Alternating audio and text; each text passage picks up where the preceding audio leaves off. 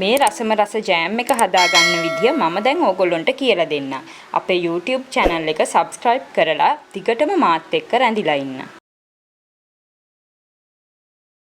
අපි දැන් බලමු අඹ ජෑම් එක හදාගන්න මොනවාද ඕන කරන්නේ කියලා. පොඩියට කපාගත්ත අඹ කෑලි. මෙතන වතුර කෝප්ප භාගයක්. මෙතන තියෙනවා සීනි අඬු කෝප්ප දෙකක්. අපි බලමු දැන් කොහොමද හදාගන්නේ කියලා. අඬු කෝප්ප දෙකක් අඹ එකතු කර ගන්නවා.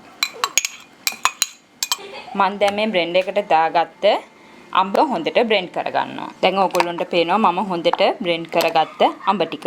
මම මේක හොඳටම ජූස් වෙන්න බ්ලෙන්ඩ් කරගෙන තියෙනවා. ඔයගොල්ලන්ට ඕන නම් ඔයගොල්ලන්ට පුළුවන් මේක පොඩ්ඩක් කෑලි හිටින්න බ්ලෙන්ඩ් කරගන්න. දැන් මම මේ බ්ලෙන්ඩ් කරගත්ත අඹ ටිකට සීනි අඬු කෝප්ප දෙක එකතු කරගන්නවා.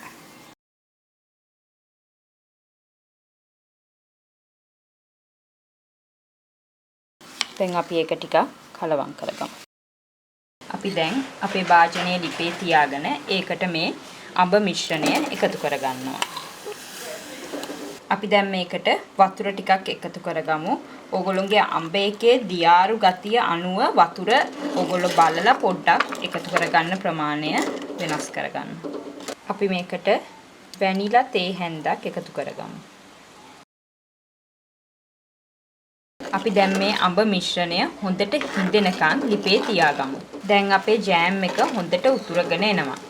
ඕගොල්ලන්ට පේනවා බුබුලු දමමින් උතුරනවා.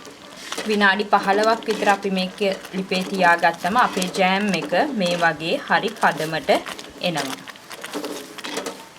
මතක තියාගන්න මේක ලිපේ තියාගත්තම දිගටම හැඳි ගන්න ඕන. නැත්නම් මේක අඩියල් වෙනවා. මට මේ අඹ ජෑම් එක මේ පදමට ගන්න විනාඩි 20ක් විතර ගියා. ඕගොල්ලෝ හොඳට වතුර ටික හිඳෙන්න මේ පදමට එන්න ලිපේ තියාගන්න. මේ තියෙන්නේ අපි හදාගත්ත ජෑම් එක. මේ වගේ ජෑම් එකක් ගෙදරදීම හදාගත්තම අපිට අපේ දරුවන්ට කිසිම බයක් නැතුව දෙන්න පුළුවන්.